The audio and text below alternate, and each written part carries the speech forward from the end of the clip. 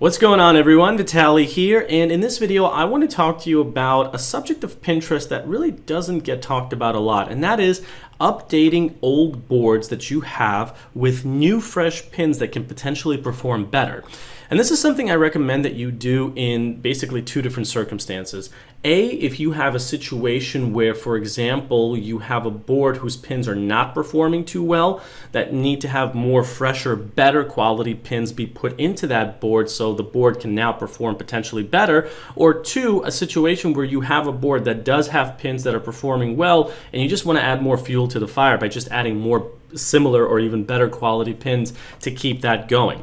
So that's what I'm going to be talking to you about in this video, because it is an important subject. This is something that I do actively on a board like this that you're seeing here. These are new fresh pins that I added literally about 30 minutes ago. This is an old one, but I actually deleted ones that were before this because they weren't performing well. They were up for several months at least, and they just were not performing well. There was just a lot of zeros across the board. They were getting a lot of impressions, but no clicks, no saves, and certainly no outbound clicks to my website, which is what I'm trying to achieve. And so I deleted those pins and I started adding new ones, and this is something I do for this board and for a bunch of other boards, because most of the time when you create pins on Pinterest, most of them, and this goes for a large majority of people that are engaged in Pinterest, those pins will not perform well. And it's really just a game of numbers. Yes, you can make a lot of high quality pins, but a small percentage of them will actually be successful. And ideally, you want to have a situation where over time you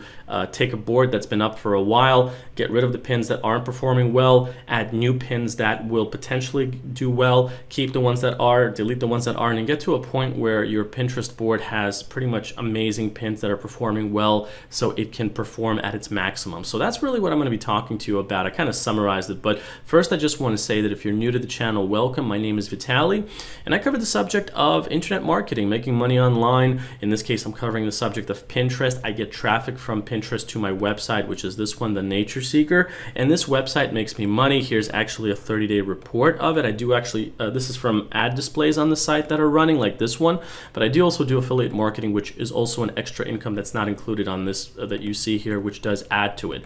But in my case, I create content on Pinterest pins in this case to get more traffic to the site so this website makes more money. I teach you how to do the same with this, with the subject of YouTube, affiliate marketing, blogging, traffic generation, all that sort of stuff. And if you enjoy this content, like, share, and subscribe. You're welcome to ask me questions as well. But I will leave a link below this video in the description and pinned comment, which is going to take you to a complete case study on this subject that you can also reference. Perhaps you're looking to create a website like this over here that talks about one of your passions, gets traffic to that website, make money from it like I do. If you're interested in learning how to do that, check the link below the video to get more info on that. But let's get back to the main point over here. So I'm going to show you at least two examples. This is the first one, and this is some of my other boards that I have. And so basically the idea is with Pinterest, we're trying to get traffic back to our website so we can potentially make more money on our website. And the thing about Pinterest is the way that we do that is we find popular keywords in Pinterest, we make boards and pins targeting those keywords, and then we basically kind of rinse and repeat, and we create more pins to potentially get more exposure in Pinterest for those keywords we target so we can get traffic from them. But a large majority of those pins will not perform well, and this is common. This is common for most people, including myself. And if we take a board like this one that I've recently started refreshing again, I created these new pins just literally yesterday, but these ones that you see below, they were made like, I don't know, 2 months ago, 3 months ago, and it usually takes about 3-4 months for a pin to show if it's going to be successful or not. And if we look at these pins, you can see a majority of them have a lot of zeros, and this is very common. So what is going to happen down the line, maybe in a few months, is I'm going to take some of these pins that are just considering that they continue to be really low in numbers, and just delete a few of them. And I won't just leave it at that. I won't leave this board, completely done and just, erase the pins and do nothing. I will add new, better quality pins. Because as you get better at Pinterest, as you create more pins, you become more familiar with this process, you see more results from that process. And so you're naturally going to become better and more evolved with the kinds of pins that you create and their quality. And that's what I've done with, for example, this board. Ultimately, down the line, I'll erase some of these pins just like I mentioned before, but I will add new, better quality pins and just keep rinsing and repeating that process process for this board, because the subject of Gatlinburg, Tennessee, or things to do in Gatlinburg, Tennessee, is a very popular keyword. So I want to get more traffic to my website. And so if the pins that I had are not performing well, I will erase some of them, add new ones, see if those perform well, keep the good ones, get rid of the bad ones, and keep that process going, not just for this board, but for others. And if I look at some of these, like over here, this is performing well, this is performing well, this one is, there's at least 3 over here that are getting me traffic. And let's see if there's other ones. This is a pretty good one as well. In other words, I'll keep the pins with the high numbers like these and get rid of the ones that are just zeros. We don't need those zeros.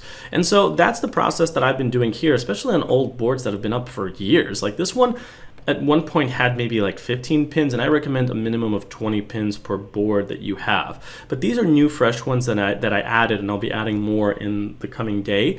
But ultimately, that's the whole goal here. Like, you have Pinterest boards, you have Pinterest pins, you want to get rid of the bad ones, pluck out the bad seeds, plant new ones, see if they perform well, keep the good ones, get rid of the bad ones, and that really is the whole process, because ultimately the good ones will be getting you traffic, and you just want to keep making more similar quality ones so you can get more and more traffic to your website, so you can ultimately make more money from that.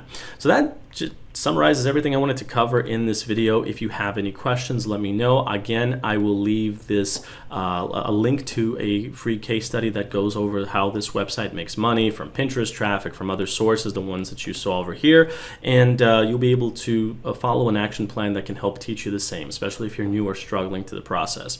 Again, if you enjoyed this content, like, share, and subscribe, and I'll see you in the next video. Take care, everyone.